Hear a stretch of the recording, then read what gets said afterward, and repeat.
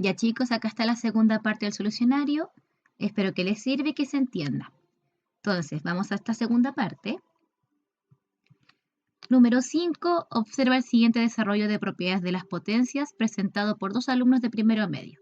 Alejandro presenta este desarrollo y Beatriz presenta el desarrollo que está acá. Quien tiene la razón justifica tu respuesta. Para eso hay que resolver los dos ejercicios. ¿Qué ocurre? Ya por vista sabemos que Alejandro está incorrecto porque por un tema del signo. Acá él coloca que este, que es menos 2 tercios elevado a menos 3, va a ser igual a este valor, ¿sí? Pero cuando hacemos la propiedad, este va a cambiar por su inverso y el exponente va a quedar positivo. Pero al ser impar y la base negativa, va a ser negativo el de acá. Entonces ya por un tema de signos, este no va a estar bueno.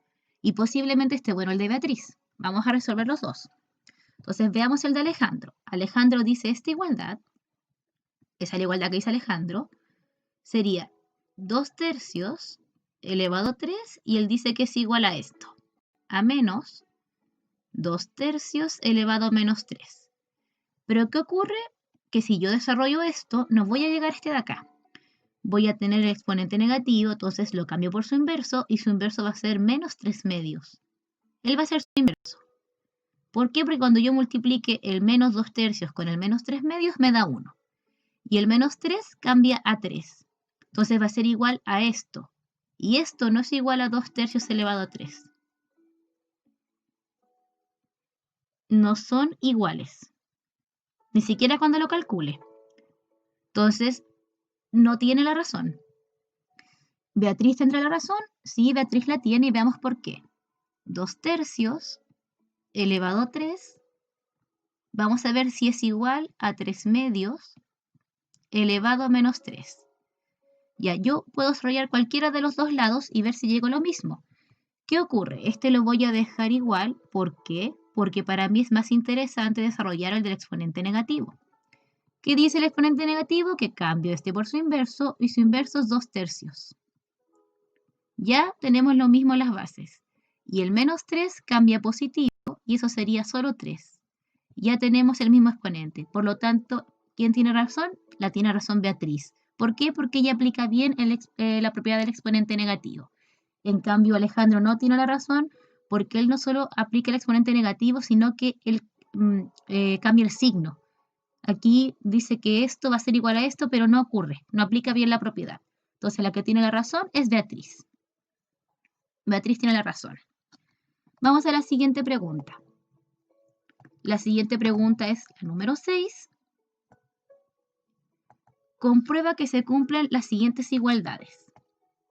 Ya hay que verificar que las igualdades que nos dan sean ciertas. Aquí tenemos la propiedad de potencia de una potencia. Entonces voy a resolver esto y voy a ver si me da 1. Por la propiedad, yo conservo la base, que sería 2 tercios, y multiplico los exponentes. Sería 0 por 3, y 0 por 3 es 0. ¿Qué otra cosa sé yo? Que cualquier base distinta de 0, cuando está elevado a 0, por propiedad, eso es 1. Y efectivamente es 1, así que esta es correcta. Vamos a ver la B. Hay que ver que este se iguala a este de acá. Bueno, veamos.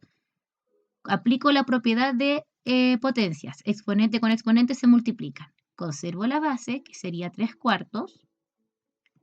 Y multiplico 2 con 3, y eso es 6.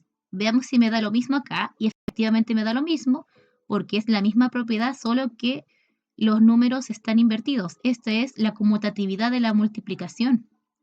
¿Sí? Yo puedo invertir 2 por 3 es lo mismo que 3 por 2. Y aquí, ¿qué ocurre? Conservo la base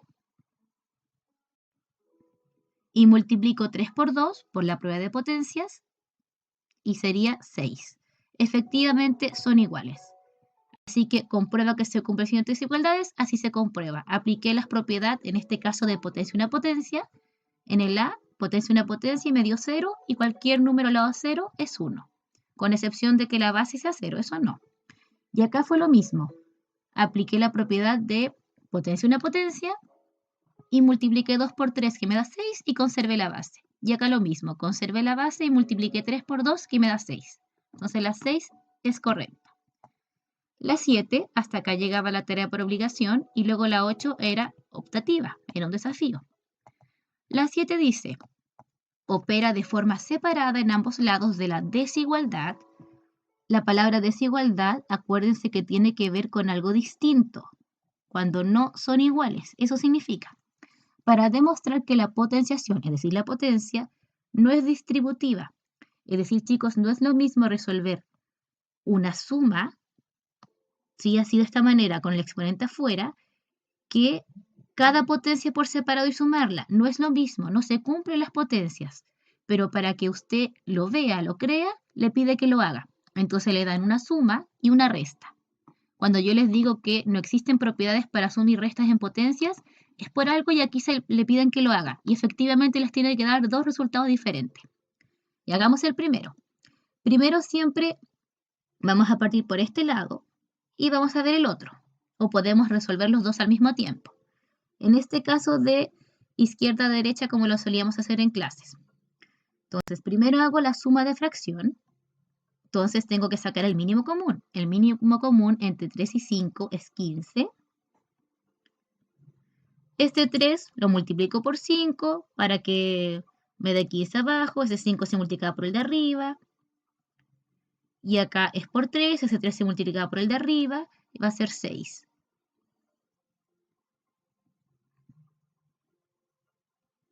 Y estos no los he tocado, pero usted los puede trabajar al mismo tiempo.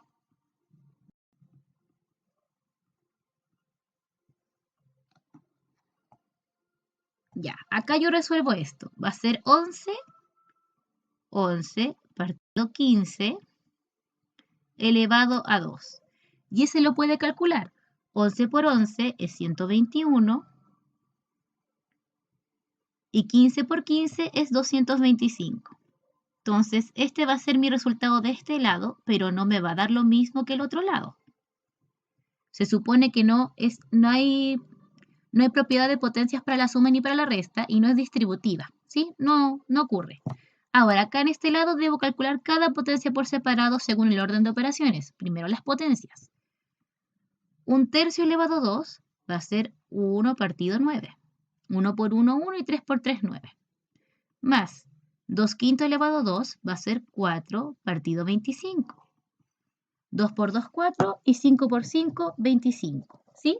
Y ahora tenemos que resolver esa suma. ¿Qué ocurre si yo hago la suma entre un noveno y 4 partido 25? Saco el mínimo común múltiplo, hago lo que corresponde, voy a llegar a 61 partido 225. Y no son iguales, ahí lo comprobé. La B es lo mismo, voy a calcular cada una por separado y no me va a dar el mismo resultado, no cumple esa propiedad. Lo mismo acá. ¿Qué ocurre? Como ya son de igual denominador, yo solo mantengo el 4 y resto los numeradores. Esto me va a dar 2 partido 4 elevado a 2. Esto lo puedo simplificar. Entonces me va a dar 1/2 elevado a 2. Y aquí aplico la propiedad de potencia, que sería 1 por 1 y 2 por 2. Entonces me va a dar 1/4. Eso me va a dar en este lado. Veamos qué pasa con el otro lado. 3/4 elevado a 2 menos 1/4 elevado a 2, no hay propiedad que yo pueda aplicar, tengo que calcular cada una por separado. Entonces, 3/4 elevado a 2 va a ser 9 partido 16. 3 por 3, 9 y 4 por 4, 16. Menos 1/4 elevado a 2 va a ser 1 partido 16. 1 por 1, 1 y 4 por 4, 16. Lo mismo, como son de igual denominador, mantengo el denominador y resto los numeradores y eso me va a dar 8. Esta la puedo simplificar por 8, ¿sí? La puedo simplificar por 8 y eso me va a dar 1 partido 2. Y estas fracciones no son iguales. Así que ahí comprobé la número 7, las operé cada una de forma separada y probé que no es lo mismo una suma, así con paréntesis, de potencia que cada potencia sumada por separado. No es lo mismo sumar fracciones y elevarlas que calcular cada una por separado. Entonces ahí está la 7 y hasta ahí llegaba su tarea. La 8 era optativo, era un desafío para recordar álgebra. Lo vamos a agregar. Vamos a agregar la número 8.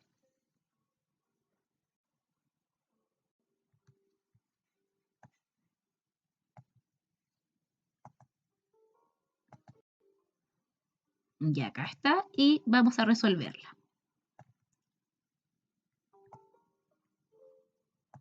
Ya, chiquillos. Número 8.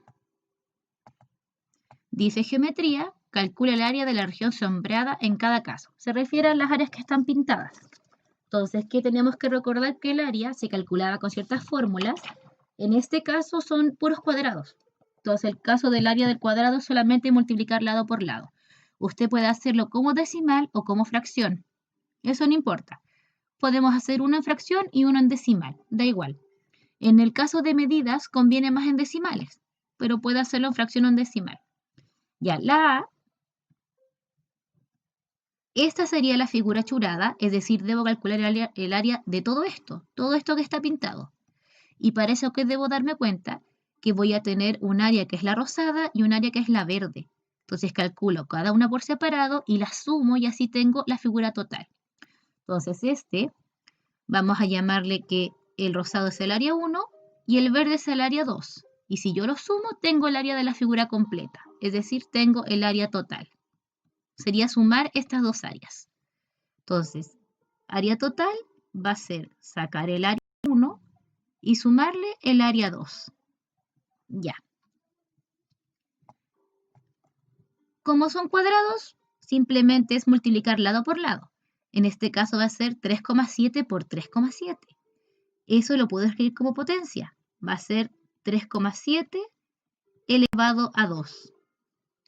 Y le debo sumar el área 2, que sería el área de este cuadrado, que es multiplicar lado por lado. 2,5 por 2,5.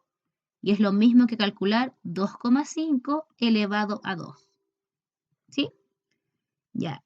Simplemente lo hacemos como decimal. Vamos a calcular 3,7 por 3,7 y eso me va a dar 13,69. Solo multiplico decimales.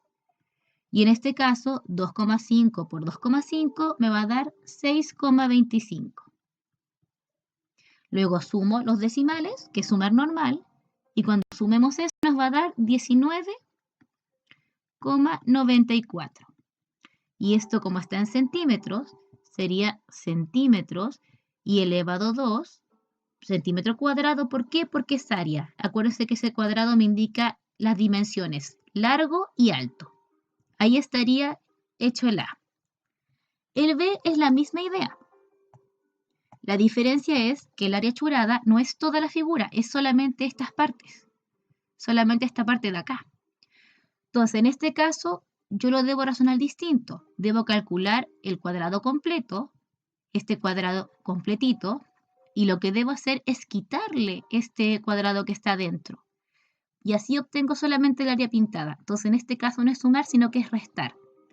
El área total, ¿cómo lo voy a encontrar? Lo voy a restar el área 1, que vamos a llamar así al cuadrado grande, el área 1, que le debo quitar el área del cuadrado pequeñito. Este va a ser el área 2, el pequeñito, área 2. Y si yo al cuadrado grande, el morado completo, le quito el blanco, me va a quedar solamente las orillitas pintadas. Ese sería mi razonamiento. Entonces hacemos lo mismo. Tendríamos que el área total va a ser área 1. El área 1 es del cuadrado grande, sería 3,4 por 3,4. Sería 3,4 elevado a 2. Y le debo quitar el área pequeña, que sería 2,6 elevado a 2. Por la fórmula de área de cada cuadrado. Lo mismo, lo calculo en decimal o en fracción. En el caso de medidas es mejor en decimal. Ya.